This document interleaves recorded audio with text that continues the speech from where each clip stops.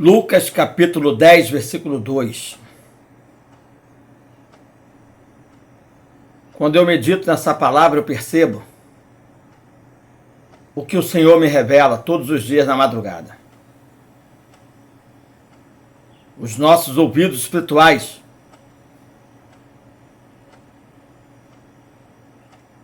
estão da parte do Senhor realmente ouvindo o clamor das almas por salvação? Você sabia que as almas anseiam ardentemente pela manifestação dos filhos de Deus, para que possam se salvar com seus familiares de um mundo condenado ao inferno, às trevas, ao lago do fogo eterno, sobre a filiação de Satanás?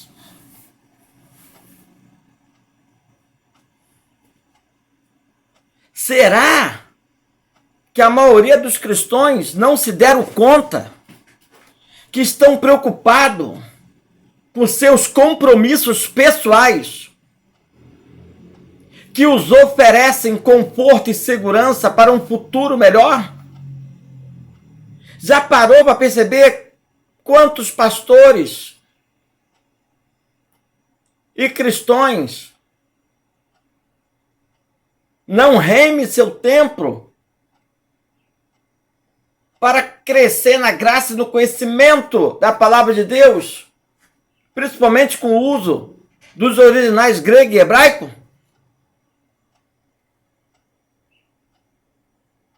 Eu quero te dizer que nós somos a última geração, a geração da figueira florescida de Israel, num ciclo de 80 anos. E como obreiro de Deus, nesta geração,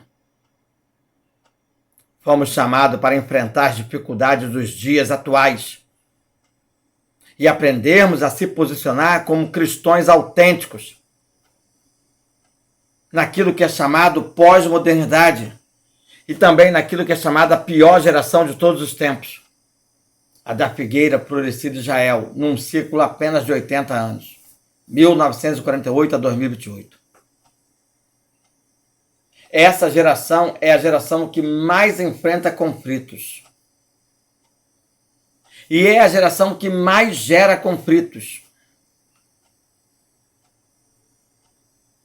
Os verdadeiros adoradores precisam assumir a responsabilidade de enfrentar esses conflitos de cabeça levantada, como bons soldados de Cristo, combatendo o bom combate, terminando a carreira, guardando a fé e subindo na redenção para o casamento, para a Santa Ceia, para as bodas do Cordeiro, para a Páscoa, onde Jesus volta a tomar de um vinho novo outra vez. E nós voltemos a comer do maná do céu, do verbo da vida, do pão vivo, de forma definitiva.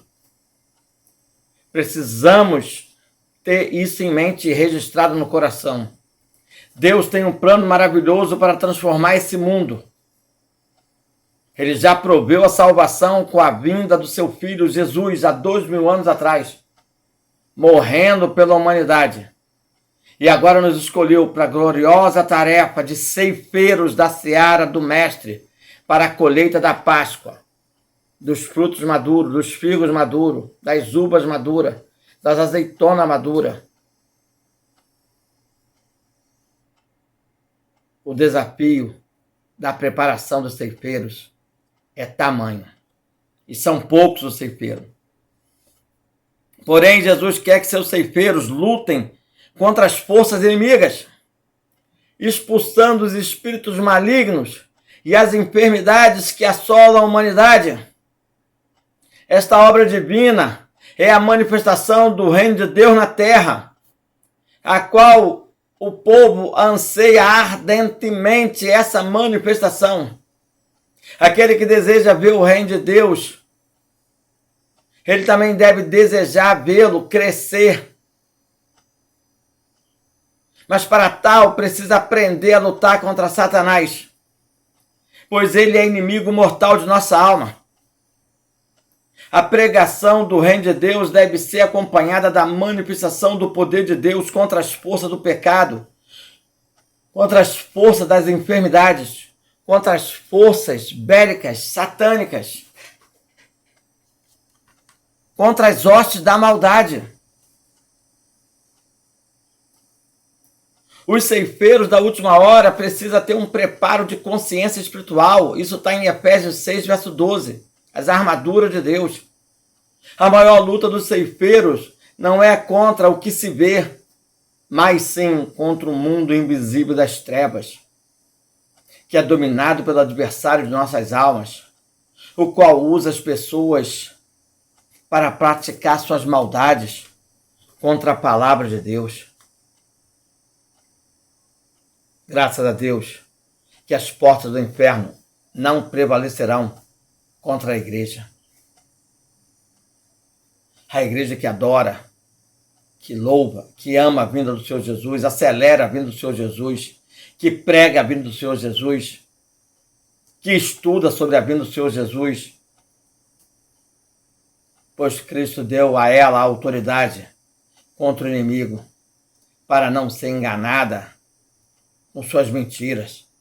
O inimigo vem, trago mentiras. Olha, isso aqui é para o seu bem. Essa dose é para o seu bem. Repita essa dose, é para o teu bem. Isso está no mundo inteiro. Que mentira descabida. Inclusive, chama a farmácia de feitiçaria em Apocalipse 9, verso 21, Apocalipse 18, verso 23, Apocalipse 22, verso 15, e também em Gálatas e outras passagens. Mentiroso, sujo, capeta. Por isso eu digo, os ceifeiros precisam estudar mais a palavra de Deus, ser pobre de espírito, em original grego e hebraico, ter fome da palavra de Deus. Felizes são os que são pobres de espírito, que têm fome da palavra de Deus. É o que o original grego e hebraico nos ensina. Para tomar conhecimento dos lugares desta batalha, a qual deve ser a sua posição, a qual deve se posicionar. Nesse preparo da vida, você precisa, ceifeiro, ter uma vida de oração. Efésios 6, verso 18. A batalha travada está, a batalha travada está, essa terra de conquista. O Espírito Santo deu esse louvor. Há uma batalha travada em oração, para que possa haver poder de libertação. Numa guerra espiritual, para vencer principados e potestades das regiões celestiais, precisamos ter fé, confiança em Deus e, além disso, ter a palavra de Deus em nossa boca, em oração. A oração da palavra é o combustível que move os anjos do Senhor. Isso está em Atos dos Apóstolos, capítulo 12, verso 5. A oração move o braço de Deus em favor das pessoas pelas quais estão intercedendo para serem salvas. Os grandes avivamentos, festas de alegrias, Pentecostes, só acontecem após a colheita dos frutos para Deus, colheita de almas, para entregar ao Salvador. Quando estamos preparados, aprovados e selados, estamos capacitados e cheios do Espírito Santo de Deus. E agora é só trabalhar. Então, ceifeiros, é necessário também um preparo de defesa pessoal. A nossa arma de guerra está no uso da palavra de Deus. O uso dela em nossa boca, em nossos lábios, com poder e autoridade. Em Efésios capítulo 6, verso 13 a 17, a Bíblia vai dizer que ela mesmo nos equipa para a guerra com a armadura de Deus. Portanto, tomai toda a armadura de Deus para que possais resistir o dia mau e depois de teres vencido tudo, permanecerdes inabaláveis. Estai, pois, firmes, cingindo-vos com a verdade e vestindo-vos com a couraça da justiça, o capacete da salvação para proteger a mente. A couraça da justiça, o sangue de Jesus é a nossa proteção. O calçado, as sandálias nos pés, já exercitados com o Evangelho de Jesus Cristo. O escudo da fé, nosso instrumento de defesa pessoal, para proteger dos dardos inflamados dos inimigos. A palavra da verdade, que é a espada do Espírito de 2 gumes, que sai da boca de Deus, usando a nossa boca para canal de bênção, de salvação e de redenção, nosso e da nossa família. Seremos mais que vencedores em Cristo Jesus. Agora é só sair para fazer essa grande obra na terra. A seara é grande, está esperando os bravos ceifeiros. Ceifeiros não ficam em casa, de manhã, de tarde, de noite, de madrugada, vendo televisão, jornalismo, novela, filmes, futebol.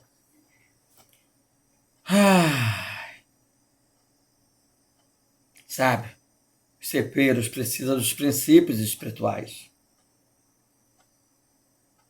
Os verdadeiros seguidores de Cristo precisam estar dispostos a enfrentar tudo. A identificação com Jesus Cristo tem prioridade sobre questões de família. Precisamos estar intercedendo diariamente pela nossa família. Ei, quanto maior o privilégio, maior a responsabilidade. Ai, Jesus. Quantas pessoas têm o privilégio de estar bem financeiramente e não se dão conta de que tem uma responsabilidade maior com o rebanho do Senhor, com as ovelhas do Senhor, com os cordeiros do Senhor, com o doméstico da fé, com as velhas, com as órfãs, com as viúvas. Meu Deus, precisam registrar Gálatas 6:6 em seus corações.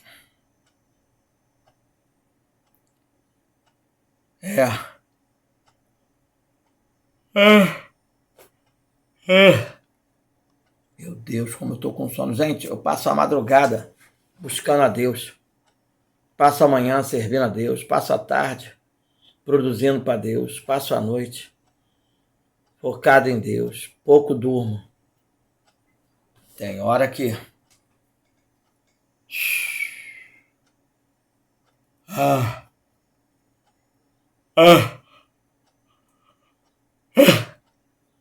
Jesus aparece nas nuvens para quem? Para os ceifeiros da sua seara. Jesus sempre quis ter voluntários. Mas esses voluntários, ceifeiros, nunca apareceram, nunca se apresentaram em número suficiente. Por isso foi necessário que ele saísse à procura de obreiros para o seu serviço. Em Mateus 8, verso 21, lemos a respeito de um de seus discípulos que queria segui-lo como obreiro. O contexto parece indicar que o primeiro, o escriba, tornou-se discípulo.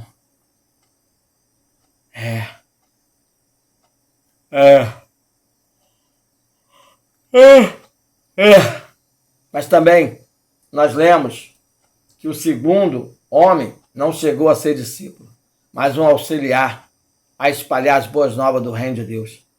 Este, por se sentir em responsabilidade filial, quis primeiramente voltar à sua casa, que era distante, para fazer o enterro do pai. Como os enterros eram feitos no mesmo dia da morte, concluímos que o pai não estava morto. Mas estava prestes a morrer. Assim, só depois da morte do pai, teria tempo integral para seguir Cristo. Louva-se o senso de responsabilidade desse moço. Mas Jesus opinou que havia gente espiritualmente morta nessa casa. Eles bem poderiam cuidar do enterro do pai. O verdadeiro ceifeiro não volta atrás. Ainda que no capítulo 8 de Mateus, um terceiro homem é mencionado, o qual começara a seguir a Cristo, mas passou a pensar na sua gente, no qual poderia estar fazendo. Em que estaria pensando? Ou nos problemas que enfrentariam? Ele pediu permissão para voltar à sua casa, despedir-se de seus familiares e dar-lhes as devidas instruções. Jesus percebeu que este homem não cuidaria bem da obra que lhe seria confiada. Ele queria servir a Jesus, mas também manter as antigas relações.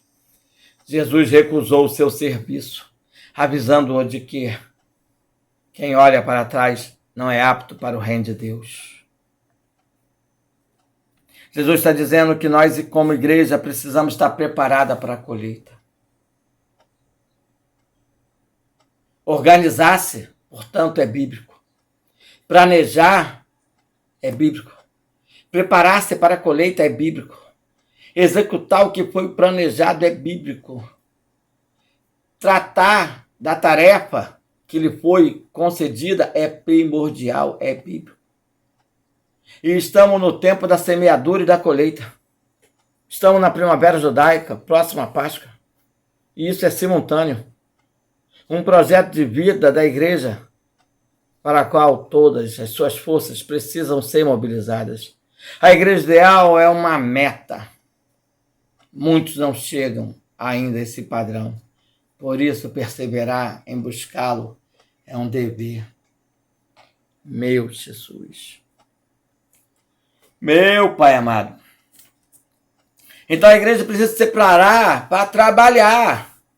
O trabalho da igreja é semear a palavra e conseguir aqui agora uma grande colheita de vidas para o Senhor. Para isso, ela deve adotar um modelo de atuação no mundo, pautada pelo ensino bíblico, a qual fornece um modelo ideal que enfatiza a urgência da colheita do Evangelho no tempo da primavera judaica dessa Páscoa. 75 anos de figueira florescida, os figos já devem ser colhidos. A necessidade do conhecimento para o bom preparo da terra e o uso dos recursos possíveis. Todos os cristãos devem olhar para o mundo como um imenso campo a ser urgentemente lavrado, semeado e ceifado em curto tempo. A boa semeadura exige conhecimento, fome da palavra. Seja pobre de espírito, seja feliz, tenha fome da palavra, conheça, cresça na graça e no conhecimento. O conhecimento sobre a semeadura está implícito no episódio da passagem de Jesus em Samaria e serviu para ensinar aos discípulos a importância da ceifa no contexto da igreja. O mestre, ao deixar a região desértica de Israel, entrou na parte agrícola do país e, aproveitando-se do cenário de campos plantados, aguardando a colheita, transmitiu as boas novas do reino, lançando a gloriosa semente. O resultado da colheita foi uma cidade alcançada pelo Evangelho da vida em apenas 2 dias. Cristo aproveitou a oportunidade para mostrar que a colheita do Evangelho é sempre urgente e não pode ser adiada. Isso está em João 4, verso 3, João 35, verso 1, João 39, verso 40.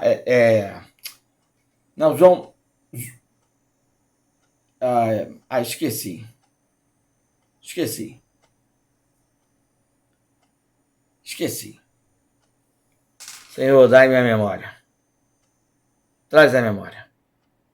João 4, verso 3, João 35. Do verso 39 ao 42. Vou até escrever isso. A boa semeadura requer preparo. Além do conhecimento, que se aperfeiçoa a cada dia. A semeadura produtiva requer animais conduzidos pelo lavrador. 1 Reis 19, verso 19 a 21, deixa isso bem claro. A lavoura, por sua vez, requer a escolha de terra e climas adequados. A espécie que se deseja plantar. Existem plantações apropriadas ao clima frio e a regiões montanhosas, enquanto outras só frutificam em climas tropicais e terreno plano. Cada espécie exige uma forma de sementeira e o cultivo para que os resultados sejam proveitosos. Assim é a semeadura do Evangelho. Com bom preparo, com bom planejamento, um bom planejamento resultará em grandiosa colheita para a eternidade em Cristo Jesus. Sabe? Eu vou dizer uma coisa para você. Os requisitos para a colheita abundante é o seguinte: a lavoura deve ser apropriadamente cuidada, a fim de ter uma farta colheita. O mesmo princípio se aplica à vida espiritual. Depois de recebê-lo como hóspede constante, é necessário cooperar com ele para que haja mais fruto. Alguns fatores são indispensáveis a uma colheita abundante. Cultivar a comunhão com Deus é fundamental. Cultivar significa cuidar da planta, provendo condições essenciais para o crescimento. Antes das primeiras flores aparecem os brotos dos frutos. Tá? E antes dos frutos serem vistos, há um longo cuidado de zelo.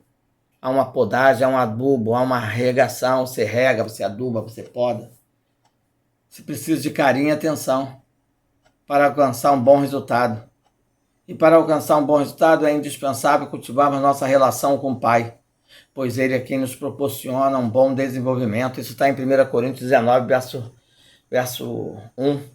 Em 2 Coríntios 13, verso 13. Em 1 João 1, verso 3. Também precisamos cultivar a comunhão com os outros cristãos. Para o lavrador, é conveniente ter a plantação agrupada de acordo com o fruto. A laranjeira, os pés de milho, todos são plantados juntos. Porquanto esse procedimento facilita o cultivo e a colheita, através da comunhão com os outros crentes. Encorajamos uns aos outros a viver de maneira santa. Eu faço isso todo dia, de manhã, de tarde, de noite e madrugada. Os primeiros cristãos possuíam uma íntima comunhão entre si, fato que atraía as pessoas e conduzia a uma colheita diária de almas. Atos dos Apóstolos, capítulo 2, versos 46 e 47. Ainda existem líderes piedosos. Devemos aceitar o ministério desses líderes piedosos. Deus usa seus líderes para alimentar e nutrir seu povo. Esses líderes têm como propósito edificar os servos do Senhor, tendo em vista o seu amadurecimento. Está em Efésios capítulo 4, verso 11 a 13. Paulo expressa a mesma verdade aos coríntios, falando dos diferentes papéis que ele e Apolo desempenharam no desenvolvimento dos coríntios. Ele plantou a palavra, Apolo regou a palavra, e Deus deu o crescimento. Está em 1 Coríntios 3, verso 6. Nós temos feito isso aqui no Grupo Maranata. Quando aceitamos e praticamos os ensinos bíblicos ministrados por líderes piedosos, somos conduzidos a um lugar mais fértil. Sabe qual é a conclusão que a gente tira disso tudo? Essa é a nossa última hora. Algumas portas estão se abrindo rapidamente para a obra missionária e evangelística no WhatsApp, no Telegram, no Twitter, no Instagram, no Facebook, no Google, no YouTube, no telefone celular. Por isso temos que possuir visão e paixão verdadeira para fazermos a obra de Deus. Esta visão deve ser global, está em João 3, verso 16. Portanto, eu, Ricardo Luiz, um líder espiritual de vocês, digo: se mantenham junto comigo nessa até o arrebatamento, até a Páscoa. Em nome de Jesus. Amém.